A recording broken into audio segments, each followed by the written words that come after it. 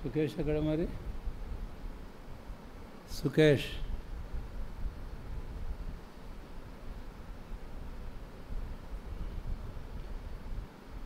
దేవుడు మన ప్రియులు సుకేష్ తన భార్య ఎస్తేరును దీవించి అనుగ్రహించిన ఈ కుమార్తెను బట్టి ప్రభువును మనం స్తుతించి ప్రభువును కనపరుచుకుంటున్నాము. వాక్యంలో వ్రాయబడినట్లు గర్భఫలం అనేది దేవుడిచ్చే బహుమానం. ఇది ఆయన చేసే కార్యం. 113వ కీర్తన 9వ వచనంలో ఆయన సంతులేని దాన్ని ఇల్లాలుగాను పిల్లల సంతోషముల తల్లిగాను చేయును అన్నాడు. ఇది ఆయన చేయును. ఆ మాట చాలా ప్రాముఖ్యమైనది. ఏం చేస్తాడు ఆయన అంటే సంతులేని దాన్ని ఇల్లాలుగా పిల్లల సంతోషాల తల్లిగా చేస్తాడు ఆయన. కాబట్టి ఈరోజు సుకేష్ ఎస్తేర్ ఇద్దరిని కూడా ఏంగా చేశాడు? మిమ్మల్ని ఇద్దరిని ఫస్ట్ సంతానం ఇదేనా చేశాడు? ఏం చేశాడు? దేవుడు మీకు ప్రమోషన్ ఇచ్చాడా? ఏం ప్రమోషన్? ఏంటి ప్రమోషన్ చెప్పడం లేదే. ఇంతకాలం husband and wife, not parents, not father and mother. ఇప్పుడు father and mother, that is the promotion. కాబట్టి దేవుని స్తోత్రం. ఆయన మీ జీవితాల్లో చేసిన ఈ కార్యం, మీకు ఇచ్చిన గర్భఫలం, తద్వారా ఆయన మీ సంతోషాన్ని అధికం చేశాడు. అందుకే పిల్లల సంతోషము గల తల్లి తండ్రిగా దేవుడు చేశాడు. సంతోషం వచ్చినప్పుడు ఏం చేయాలి? 92వ కీర్తన 4వ వచనంలో ముందు 3 వచనాల్లోనేమో స్తుతించడం మంచిది, కీర్తించడం మంచిది, ప్రచురించడం మంచిది, మంచి కార్యం. అయితే ఎప్పుడు ఎందుకు? ఏలైనగా నీవు నీ కార్యం చేత నన్ను సంతోషం. కాబట్టి మిమ్మల్ని దేవుడు ఈ కార్యం చేత సంతోషపరిచాడు. కాబట్టి ప్రభు కృతజ్ఞులై మీరు జీవించాలని కూడా జ్ఞాపకం చేస్తూ ఉంటున్నాను. ఆ తర్వాత ఈ బిడ్డకు మరి నామకరణం కూడా చేయాలి. కనుక ఈ దినాల్లో అంతా హిబ్రూ పేర్లు పెట్టుకుంటున్నారు, అన్నోన్ లాంగ్వేజ్. కానీ లాంగ్వేజ్ నేర్చుకుంటే మంచిదే యవనస్తులు. కానీ అన్నోన్ లాంగ్వేజ్ అయినా కొన్ని పదాలు మనం చూసుకోవడానికి, అర్థం చేసుకోవడానికి ఈ దినాలు అవకాశాలు దొరికినాయి. కనుక ప్రభు నామును బట్టి ఈ బిడకు రేచెల్ నోయా అని నామకరణం చేస్తున్నాం. రేచెల్ నోయా 2 బైబిల్లోని పేర్లే. నోయా, హోగ్లా, తెర్సా. సరే, రేచెల్ అంటే మనకు తెలుసు ఆ తల్లి బాగానే. కాబట్టి రేచెల్ అంటే ప్యూరిటీ, నోయా అంటే డివైన్ బ్యూటీ. ప్యూరిటీ అంటే పవిత్రత, పరిశుద్ధత. వాక్యానుసారంగా పరిశుద్ధతయే దైవ అలంకారం. Purity is the divine beauty. 96వ కీర్తనలో మనం చూస్తాము 9వ వచనంలో పరిశుద్ధ అలంకారములు ధరించి.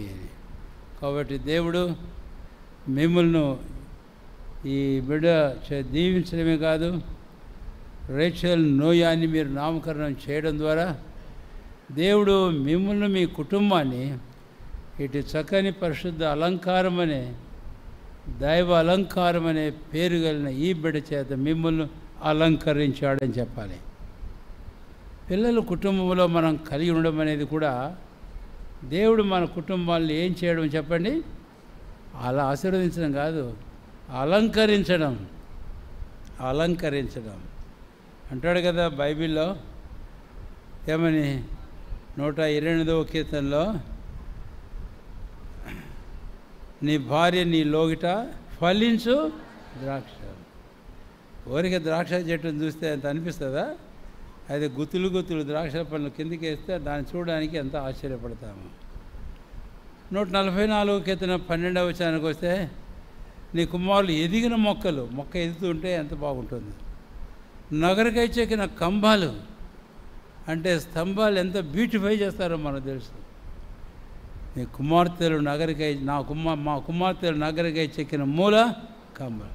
కాబట్టి దేవుడు మీకు ఇచ్చిన ఈ బిడ్డను చక్కని పేరుగలిన మరి అర్థంతో భావంతో మీరు జాగ్రత్తగా పెంచుతారు కాక. మీకు ఇచ్చి దేవుడు ఈ కార్యం మీ కొరకు చేశాడు. రెండవది, ఈ కార్యం మీకు చేసి ఆయన మీరు సంతోషపెట్టాడు. కాబట్టి మూడవది, మీ జీవితాల్లో కృతజ్ఞులుగా ఉండాలి.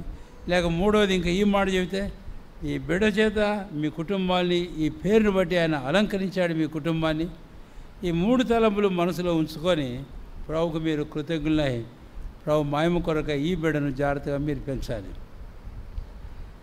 16వ అధ్యాయం యేసుకేలు గ్రంథం 20వ వచనంలో ఒక మాట ఇలాగుంది. దేవుడు అంటాడు ఇశ్రాయేలు జనాంగంతో, నీవు నాకు కనిన పిల్లలను అన్నాడు. కాబట్టి దేవుడు మనకిచ్చే పిల్లలు మన కొరకే అని కాదు. ఎవరి కొరకే? మరి ప్రభు అంటాడు నా కొరకు. కాబట్టి ఆ ప్రకారం బిడ్డను మీరు జాగ్రత్తగా పెంచినట్లు ప్రభు మీకు సమృద్ధి అయిన కృప అనుగ్రహించును గాక. సంఘముగా కలిసి ప్రార్థన చేస్తాం. లేచి నిలబడండి. మీరు ఎత్తుకోండి.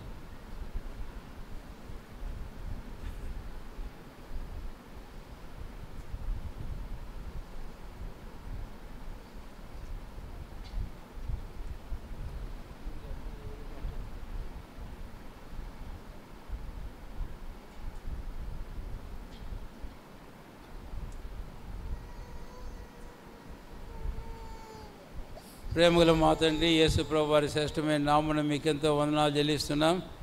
శ్రీ కేఎస్ ఎస్తేర్ని బట్టి స్తోత్రాలు. వారి ఇంటి వారిగా చేసి ఈరోజు ఉన్నట్లుగా చక్కని సంతానం చేత వారిని మీరు ఆశీర్వదించారు. అందుకై మీకు ఎంతో స్తోత్రాలు. నిశ్చయముగా ఈరోజు ఈ కార్యం ఈ కుటుంబంలో చేశారు. ఈరోజు సంతానాన్ని ఇచ్చి వారికి ఇచ్చిన తల్లి తండ్రుల ఆ ఉన్నతికై మీకు ఎంతో స్తోత్రాలు చెల్లిస్తూ ఉంటున్నాం. అంతేకాకుండా ఈ సంతోషాన్ని కుటుంబంలో ఇచ్చడం కాకుండా ఈ బిడ్డ చేత ఈ కుటుంబాన్ని అలంకరించారు. అందుకై మిమ్మల్ని స్తుతించి కనపరుస్తున్నాం. రేచెల్ నోయాని ఈ బిడ్డకు మేము నామకరణం చేస్తుంటున్నాము. తండ్రి మీరే దీవించి ఆశీర్వదించండి. ఈ బిడ్డను మీరు బలపరుచు, మీ దయ బిడ్డ మీద ఉంచు.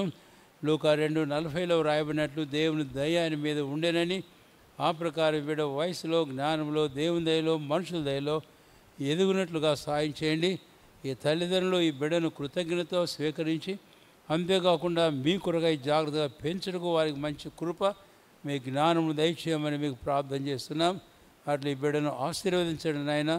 నీవు ఆశీర్వదించితే అది అన్నిటికి ఆశీర్వదించబడినని మీ వాక్యం చెబుతుంది. అందుకై మీకు ఎంతో స్తోత్రాలు. అటు ఆశీర్వాదాన్ని బిడ్డ కొరకై మేము కోరుతూ వందనం చెల్లిస్తూ దయగిలిన బలమైన కాపాడి భద్రపరిచి ఆశీర్వదించి హస్తాలు సమర్పిస్తూ యేసు నామమున స్తుతించి ప్రార్థించి వేడుకొనుచున్నాము తండ్రి. ఆమెన్.